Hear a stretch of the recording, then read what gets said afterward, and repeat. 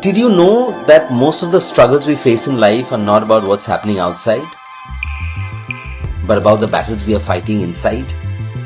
I actually want to talk about positivity, about self-love and the very real challenges that all of us go through. Not in a glossy, motivational poster way, but more in a real, raw, lived experience kind of way.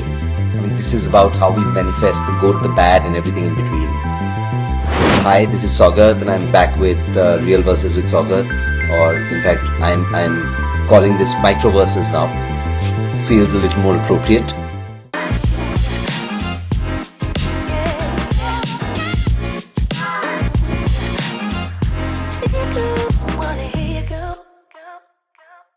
The last time I was here, I talked about entrepreneurship, about failures, about successes, about everything in between, about the highs, the lows, the skills, resources, mindset needed to do entrepreneurship in the right way, in the right manner.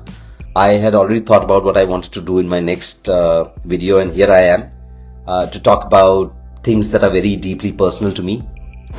One of the most damaging things we do to ourselves is that we compare ourselves with others. We compete with colleagues, with friends, with family members, hell, even with strangers on Instagram we don't even know. But here's the truth.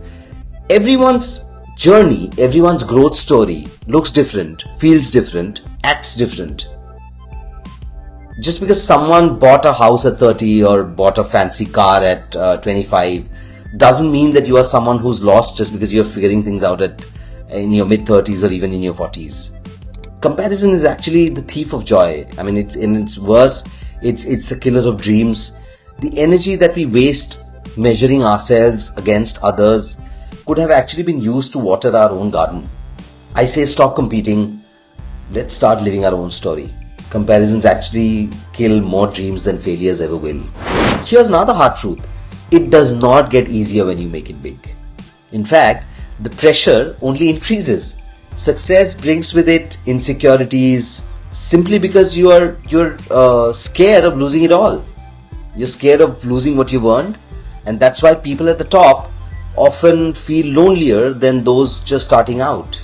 Just to quote the example of two of my very close friends, one of them is an IT professional who lives in Pune with his family, goes to work every day, comes back home, spends time with his wife, with his son, loves to eat good food, has a drink or two over the weekend, enjoys music like nobody else that I know, used to be an amazing singer when we started out, as kids, and I have not seen a man more content with his life. The other person is someone who started out just like we did, worked really, really hard. I don't think I've seen someone more hardworking. He even now works more than 20 hours a day, works 365 days a year. And the reason why looking at both of them is a joy is because I see both of them being completely secure, happy with what they're doing. They're just happy in their own space, in their own skin, because they both love doing what they're doing. What I'm trying to say is, life is not going to get easier. We just got to get stronger, more resilient. Success always does not erase insecurity. Sometimes it even just amplifies it. The other thing that I believe in very strongly now is never ever criticize yourself. Not even as a joke, not even in front of close friends. Words carry energy. The way you speak about yourself creates a ripple. If you call yourself a failure often enough, your mind will actually start believing it. Psychologists call this self-fulfilling prophecy. We've heard it so many times. I don't think we remember it often enough. I just call it bad omen. I just don't like talking bad about myself. It's not needed. So instead of just beating yourself down, speak life into yourself. Treat your inner voice as your best friend, not as your worst critic. Your words shape your world. Everyone today wants quick wins, quick success, quick results, quick wealth.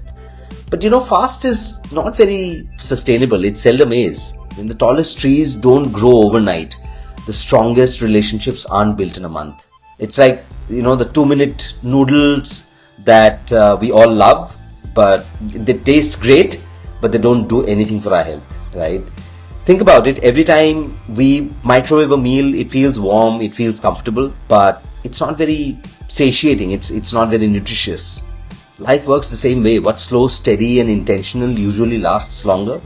So stop rushing, build slow, build strong. Fast is fragile, slow is sustainable. I just thought about it. The other thing, when it comes to doing something, I think the toughest question to answer in life isn't how do I do this, when will I get there. I think the toughest question to me is why. Why am I doing this? Why does this matter to me? My why is my anchor. Without it, I know that I kind of start drifting. With it, I can weather storms. A very famous TED talk speaker, Simon Sinek, actually talked about it. He actually calls it starting with why. I have been trying to live this ever since I heard his TED talk, I think about more than 10 years back. When I felt like giving up, the only thing that keeps pulling me back is remembering why I started. The why is very important. It's just something that feels like the fulcrum, it just feels like the base. The why has more power than any strategy, plan or shortcut that I know about. So your why needs to be your compass when everything else feels lost.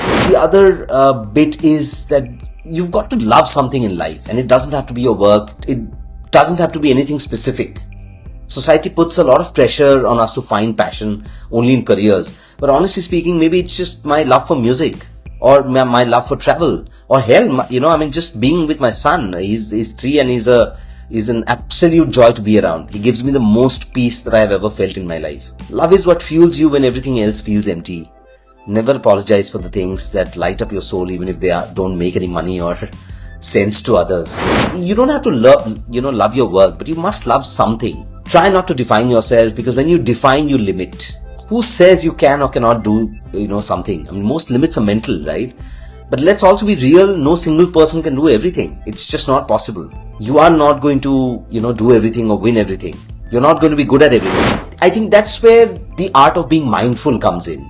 Mindful about yourself, mindful about others who you are around, whether it's family, whether it's your team members, colleagues. You build stronger when you let others bring their strengths to complement you. And you stay sane when you stop trying to be superhuman. Success isn't about doing it all. It's about doing what matters most and trusting others with the rest. If there's something that I've truly understood from my own journey, it's this. Life isn't about winning every race. I won't be able to. So instead of asking, why am I not where they are? I am starting to ask myself, why am I doing what I'm doing? That shift, it just changes everything, right? It gives me clarity, it gives me peace, it gives me perspective, it gives me direction. Most importantly, it gives me courage to keep going at my own pace. If there's anything that I want you to take away from this, it's this. Stop tearing yourself down. Speak kindly to yourself. Move at your own rhythm. And most importantly, don't forget to love something in your life very deeply. Whether it's your work, your art, your people, or even just the quiet time you spend with yourself. I am going to be back to talk more about manifestation, about how you actually identify what you're great at versus what you're just okay at. But for now, I'd love to hear from you. What's the biggest why in your life right now? Drop it in the comments. I'd love to read them. Until next time, stay kind, stay curious, and stay true to yourself. God bless. Ciao.